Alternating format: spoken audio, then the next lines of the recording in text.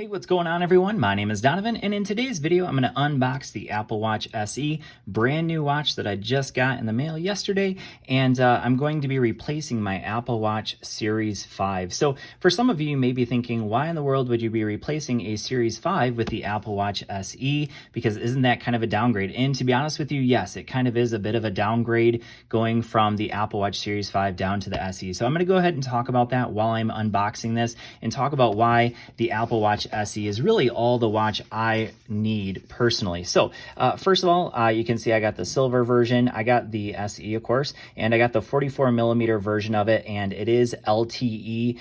So this one came in at $359, but you can get the 40 millimeter version without LTE coverage for $279. So really, honestly, a fantastic deal. And in future videos, I'm also going to be comparing it up to the brand new Garmin Venue SQ. So this is a watch that actually just came in the mail yesterday as well. So two watches on the same day. And just the day before, I got the Fitbit Versa 3. So all three of these watches kind of at a similar price point. So if you're interested in fitness tech, definitely hit that subscribe button because I'll be doing lots of comparisons and maybe help you figure out which one might be the right one for you. And I'll be honest with you, with 100% certainty, I already know the Apple Watch SE is going to be a fantastic watch for me.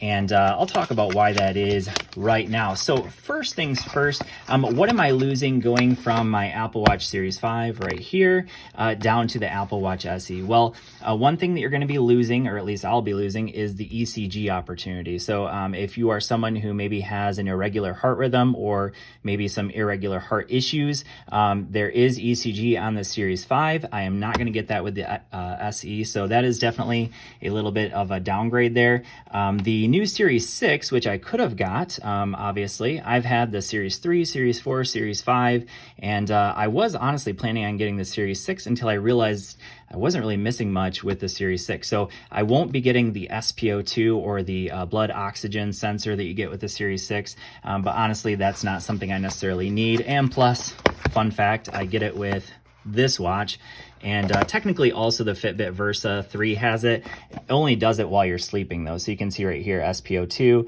94%. That was just while I was sleeping last night. So anyways, a little bit of a letdown. I honestly thought it was going to have it all the time, but it only does it while you're sleeping. So you can see we have two boxes here. So I got the blue version or navy blue version of the watch, and rip that off.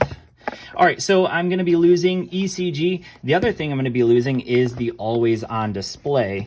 And to be quite frank with you, that is a feature that basically I've never used. I used it for, I think, 2 days on the Series 5 until I realized that the battery life was just going to be awful. And I just turned it off because the always on display just burned through too much battery. This watch, the Apple Watch, easily the biggest downfall of this watch is the battery life. I typically get through sometimes a full day. Sometimes I don't even get through a full day because I'm using it very, very heavily. I'm a very heavy power user when it comes to my watches. The three things I really use the Apple Watch for, of course, is notifications, but then also music, podcasts, so I kind of put those in the same thing, and then also for workouts. So I've found that the Apple Watch is really a fantastic watch for tracking GPS. The heart rate sensor is absolutely fantastic. And honestly, if this were the only watch I ever had, I wouldn't be sad about that. Really, the only thing missing for me with the Apple Watch is unfortunately better battery life. So with these other watches like the Garmin SQ, Venue SQ here, you get much better battery life. Obviously not as many smartwatch features with the Venue SQ, but fantastic battery life, like 6 days on that one. More of a smartwatch than some of my other Garmin watches. So I also have, like the Garmin Forerunner 245 Music. This one is definitely a little bit more of a fitness watch than something like the Venue SQ. And then the Versa 3 also has really fantastic battery life, but also some missing features that you get with the Apple Watch. So let's go ahead and take a look at this. And another reason why, so again, why am I switching from this one over to this one?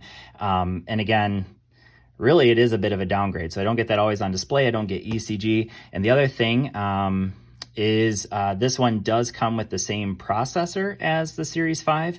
So that is nice. The Series 5 is plenty fast. So the Series 6 does have the updated processor. It has the S5 chip. This one has the S6 chip. This one has the S5. This one also has the S5 chip. So I think that the Apple Watch Series 5 is plenty fast. I don't really see a need to actually have a faster watch, in my opinion. And so the SE's processor was just fine for me. But really, probably the biggest reason I made the switch is, the battery life on this one has definitely gotten worse. I do have a few little scratches. Those honestly don't bother me. That AMOLED display, you can't even really see them unless the screen's off. Maybe you might be able to see just some minor scratches here on the edges, but not a big deal to me. But honestly, the battery life over time on the Apple Watch, it started off not great. And of course, over the course of a year, it gets worse.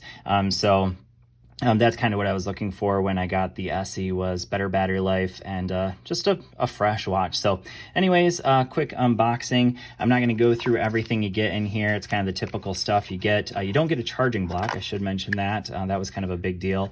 You do get faster charging though, from what I understand with the SE. So we'll check that out. And yeah.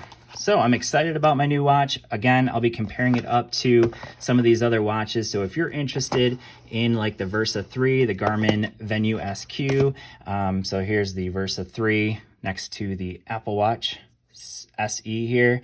And again, I'll be unboxing the Garmin Venue SQ tomorrow in a video. So stay tuned to the channel. Lots of content to be covering these three watches, comparing them up to other watches that I have as well. Stay tuned. Thanks for watching. I hope this video has been helpful for you, and we'll see you all in the next one. Peace.